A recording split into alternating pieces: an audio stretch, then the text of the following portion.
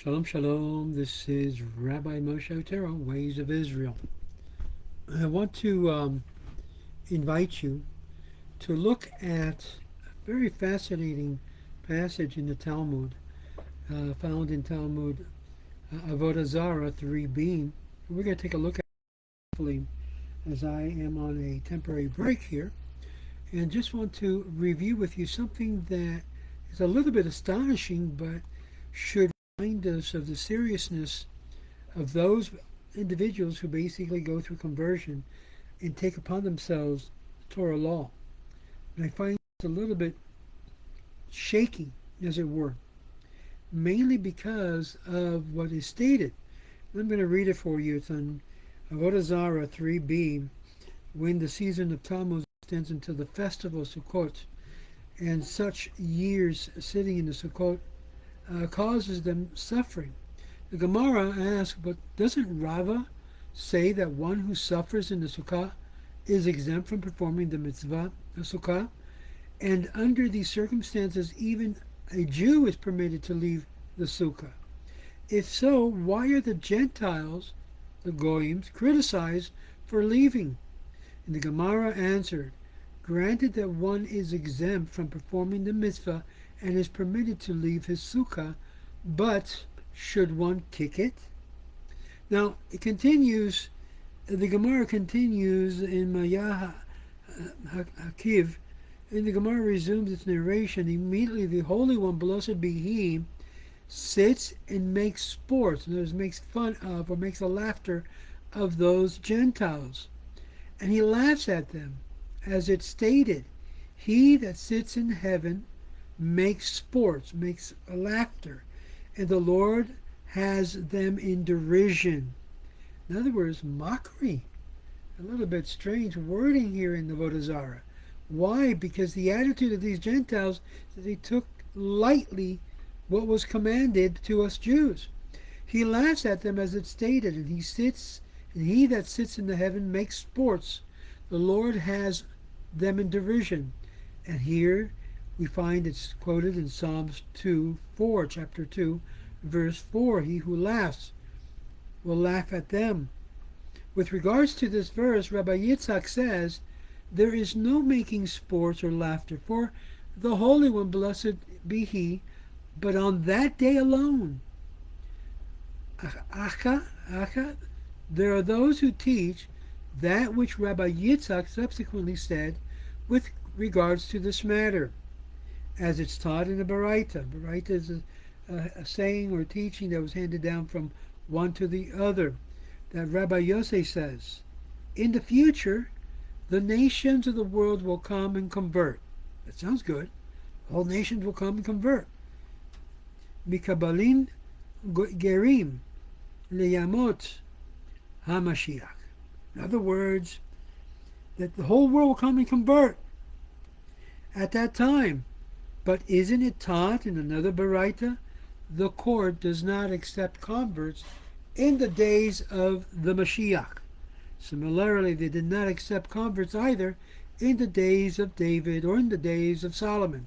So how did they do the conversion? It was only by, you might say, the usual non-recognized courts, and these would be under the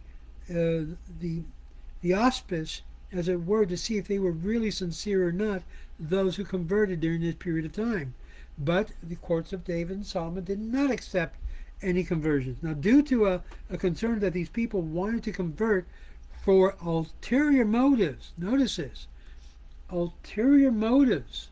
So that means all the nations of the world who convert is being done by ulterior motives, because the Jewish people were mighty and respected.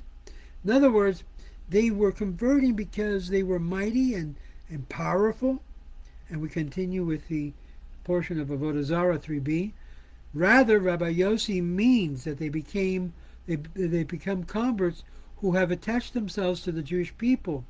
And what do? They don phylacteries on their heads, phylacteries on their arms, and place ritual fringes on their garments and a mezuzah on the doorway.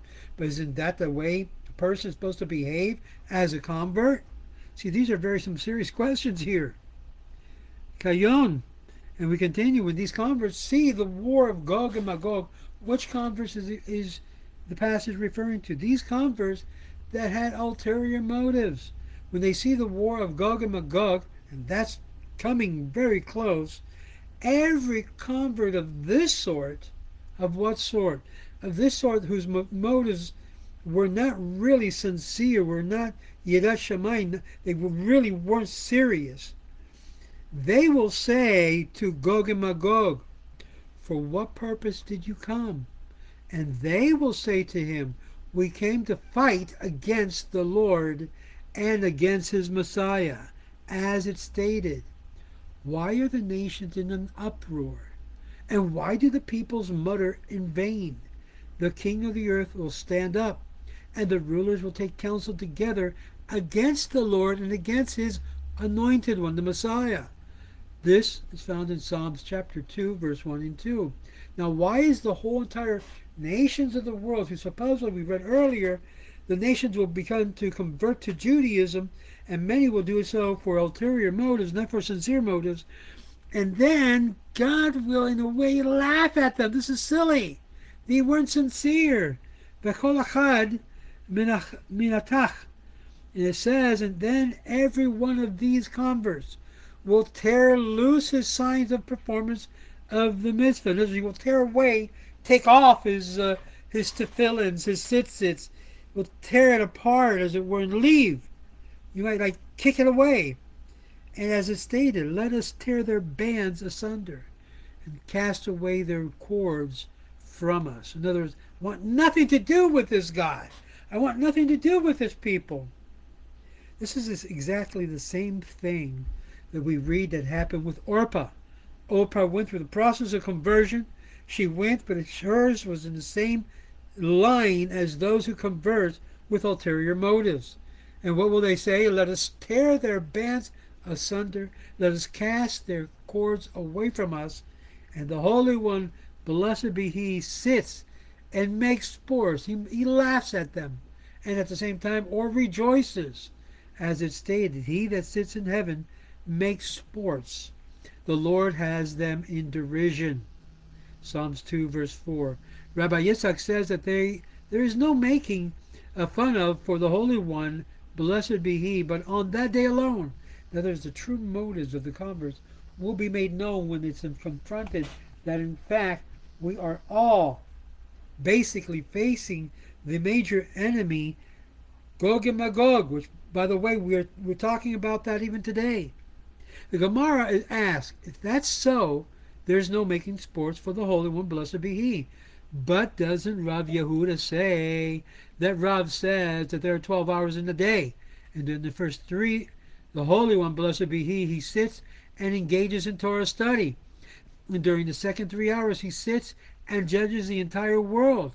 Once he sees the world was rendered itself liable to destruction, he arises from the throne of judgment and sits on the throne of mercy, and the world is not destroyed. Now, during the third set of 3 hours, the Holy One, blessed be he, sits and sustains the entire world, from the horn of wild oxen to the eggs of lice.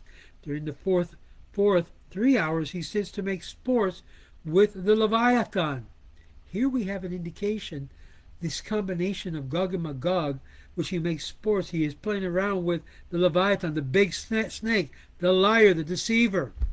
There is a Leviathan whom you have formed to sport with. That's also stated in Psalms 104, verse 26.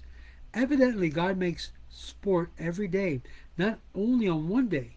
Rav Nachman bar Yitzchak says in this explanation, he makes sports with his creation, just as he sports with the Leviathan. He does not make sports of his creation, but on that day alone. Why on that day? Rabbi Aha said to Rabbi Nachman bar Yitzchak, from the day that the temple was destroyed, there was no longer any making sports for the Holy One, blessed be he. For from where do you derive that there is no making sport? If we say then from this which is written, in that day the Lord, the God of hosts, calls to weeping and lamentation and baldness and to girding with sackcloth. Isaiah 22, verse 12. That is inconclusive. Perhaps the day alone was called for weeping and lamentation and no additional days.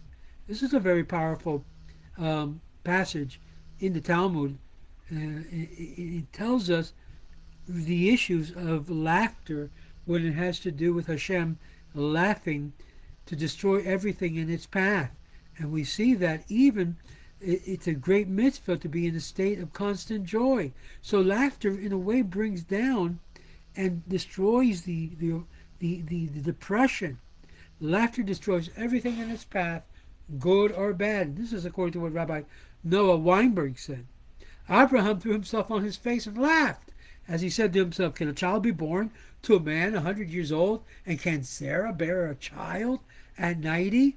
And Sarah laughed to herself, saying, now that I'm withered, am I to have enjoyment with my husband so old? In Rashi, according to Genesis chapter 17, verse 1, the word Yitzhak, onkelos, translated as Chadi, signifies joy. He rejoiced, he laughed. But similar verb in the case of Sarah, Yitzhak, in Genesis chapter 18, verse 12, he translates the meaning as laughter. From this you may understand that Abraham had faith and rejoiced. Sarah had no faith and sneered. And that is why God was angry with Sarah when she laughed, but wasn't angry with Abraham. Rashi makes mention of this. When Sarah laughed within herself, she reflected on her physical condition, saying it's possible that this womb shall bear a child, that these dried up breasts shall give forth milk.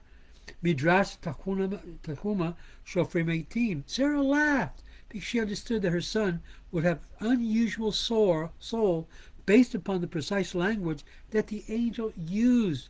The angel said Sarah will have a son, not that Abraham will have a son. Notice, men can't have children, only through a woman, the other gender, which destroys the whole concept of this idiotic concept that man can have children too from their own bosom, as it were. From this, Sarah understood that her son would have a feminine soul. Shem Mishmuel says that Rabbi Shmuel Bornstein, the second social for the Rebbe, around the year 1910 to 1926, says in any case, Yitzhak is triggered only by noticing something ridiculous or absurd. There can be no greater absurdity than the expectation now held by Abraham. Abraham was 100 years old. Sarah was 90. In the course of their long married life, Abraham had no children but Sarah. Now, practically at the end of their lives, they were to have a son. The birth of this child would be totally unexpected, and even if it were to be born, he would be an only child. In all likelihood, would be an orphan at an early age.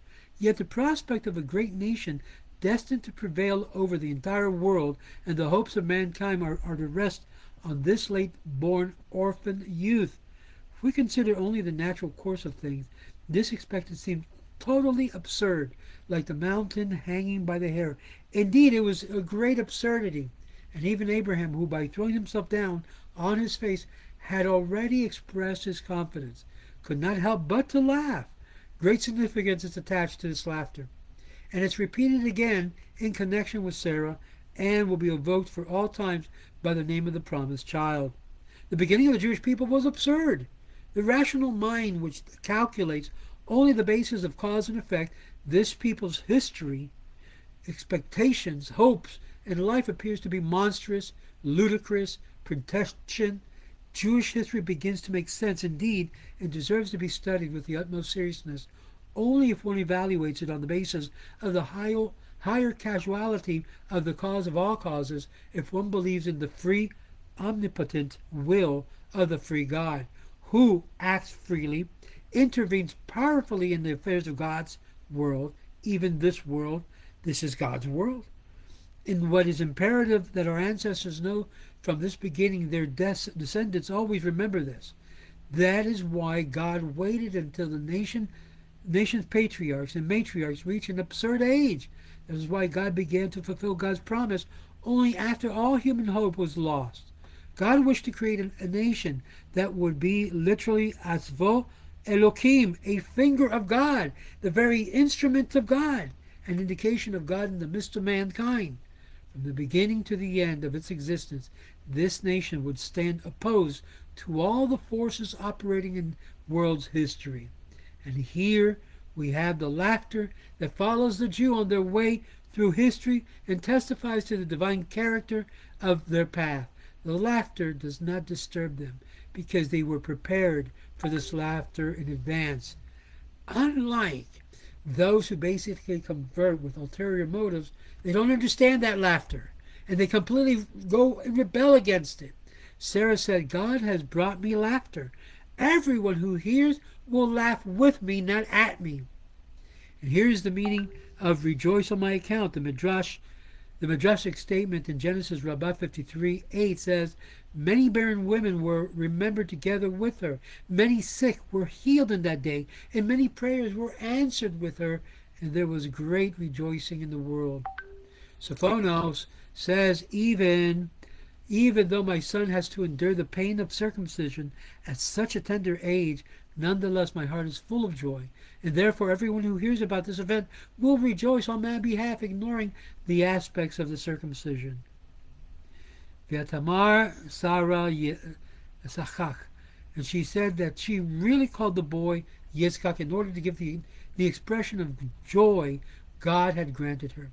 She was convinced that everyone hearing about her good fortune of having given birth in her old age would share her joy at this. Any person being surprised, some unexpected happy, even in the events that last for joy. God has made laughter for me, has made laughter for all of those who become part of the children of Israel. And this is also mentioned in Kedushat Levi in Genesis Vayera 25. Sarah realized that if God had granted her children in her old age instead of during her childbearing age or years, God would have multiplied joy she experienced by this birth, had given birth to her younger years, in her younger years of pregnancy, and subsequent birth would have been periods of discomfort and pain for her. But now that she had not become pregnant until she was close to the age of 90 years old, every day that pregnancy had been filled with joyful expectation. Even the birth itself was not felt by her as an excruciating, painful experience. Instead of thanking God in the capacity as Hashem, the holy name, as we might have expected, she thanked God in God's capacity of Elohim, the attribute of justice, realizing that during all the years she had left deprived of the joy of motherhood, the attribute of justice seemingly being applied to her had enabled her to exult in joy at this time. This feeling of Sarah is reflected in Psalms 118, verse 21, when it says, I wish to thank you, for you have afflicted me and answered me, for though through my affliction my salvation has come. You see, when those who converted for ulterior reason, instead of looking at God as our salvation, and instead of looking at God as the reason and cause why he allowed Gog and Magog to go against us, instead of throwing off their signs of being Jewish, they should embrace it even more so and say, even though I may not be considered worthy, of the calling of being part of the people of Israel, I will fight the fights of the Lord. I will join the Mashiach. I will join the fight and battles for holiness and for righteousness, and not for evil, and not for immorality, and not for the opposite things that we today are being told by our unfortunate Arab Rav brethren who are completely bombarding the Jewish community with the leftist, completely abrupt anti-Torah notions that are putting the community in a state of division. The feeling that Sarah had is reflected in Psalms 118:21. I wish to thank you, for you have afflicted me and answered me, for through my affliction my salvation comes.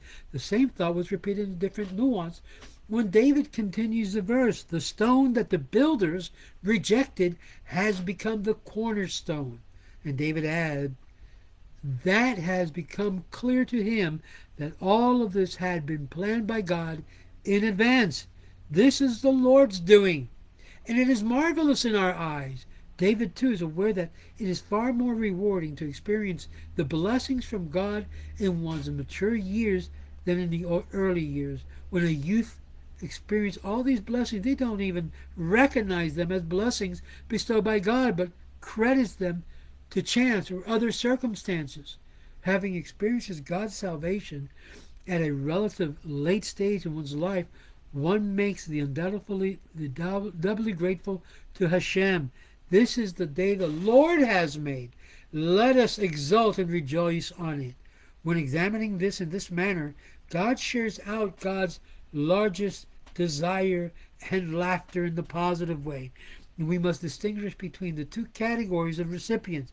One who enjoys the material benefits provided by Hashem for what they are worth, and they are considered the material part as essential part, not considering them as the means to an end. The second, the category of the recipients, are the sages, the pious people who perceive these gifts as proof of the caring supervision exercised by God over all of God's creatures, and they see it as an encouragement to never forget that there is a benevolent king who rules over all of us.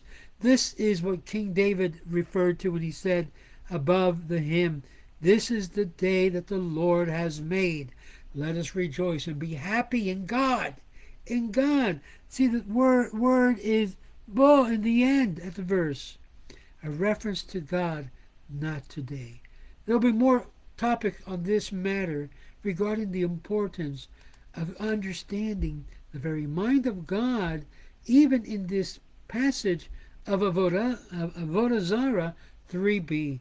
Join me with you, will you? And share this video to those who are somewhat disheartened of the fact that God laughs. He laughs. But it's a good laughter for those who will take it in that sense. It will be not so good for those who basically reject and deject Torah and Torah commandments. Shalom, shalom.